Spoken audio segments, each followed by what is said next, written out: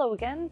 So I am a huge Simpsons fan, and I recently decided that I wanted to start learning how to needle punch, and that a good project for needle punching is making rugs. I did actually make one before this that was of a gecko, because I also really love geckos.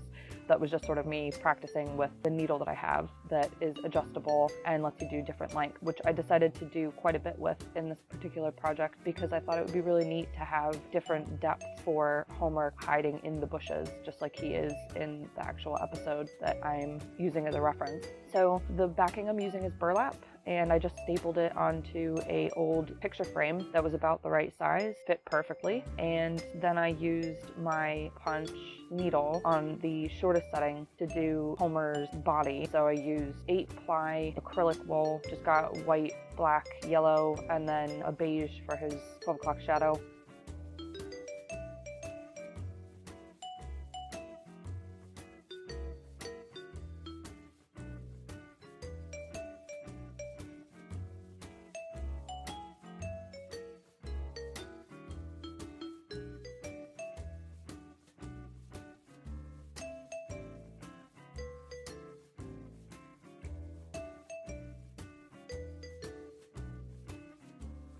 Here you can see after I've finished the tight nap of the low setting needle on Homer's body, I move on to the bushes, and I've set the needle out as far as it will go now so that the loops will be really long.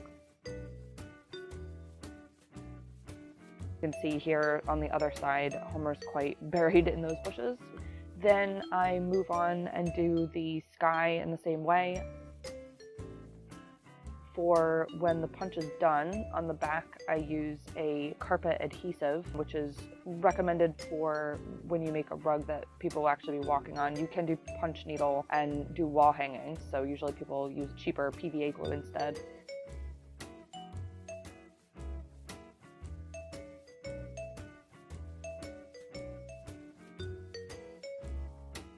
So just let that harden, pry up your staples once it's all dry to get your back off the frame.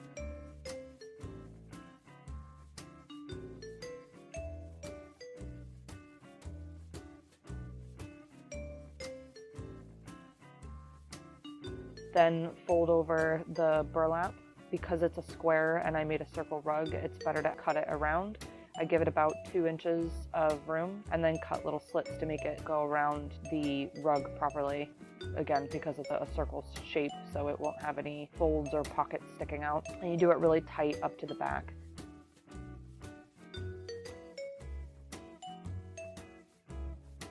I've got some contact adhesive that I'm using to secure the burlap down to the glued carpet back. So where I've done my punch needle, I'm going to glue these extra flaps down, and this is just to prevent fraying and to make it last as long as possible. Burlap isn't the only material you can use for rug punching. I may do a whole separate video about rug punching, but honestly, there's already a lot on YouTube, so if you're interested in it, there's loads of other people you can check out. This is a no-slip material that is frequently used in cabinets, like kitchen cabinets. I think there's some other uses for it too, but I can't remember what they are.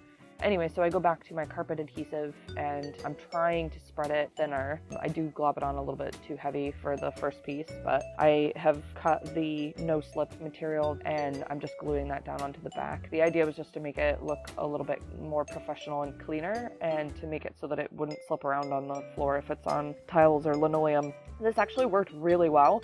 I'm quite happy with it. The only thing is I wish it was one solid piece and that I hadn't had to cut it, just because, again, it would have looked cleaner.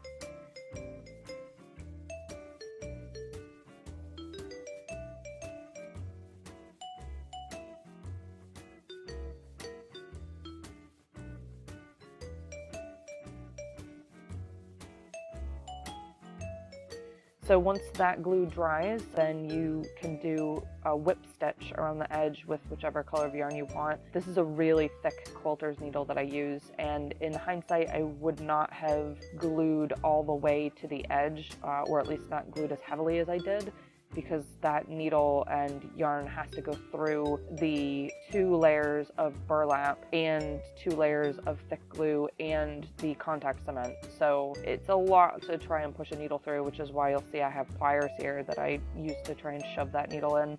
It's really hard. I had huge blisters on my fingers. It took me quite a long time to get around. A friend of mine makes rug hooking style, and she recommended that if I do use glue again, when I use the glue, just don't go all the way to the edge because it makes this last step way easier, and I'm sure she's right.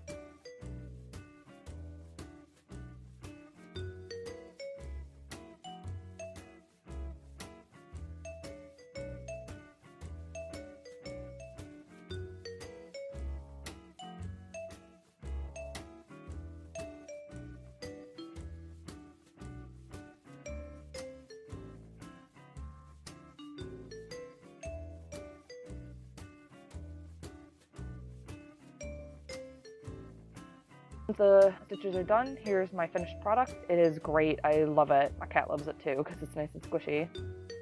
Feels nice on my feet.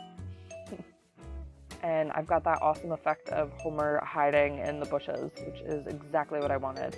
If I were to do it again, I would have actually made all of Homer rather than having him partially hidden in my design, because the bush area overhangs him so much that it would have given me the same effect and probably would have made him a little more visible. That's all from me. I hope you enjoyed this. It was a really fun project for me. Like, subscribe, and hit that notification bell to know when I'm putting up more videos. Thanks!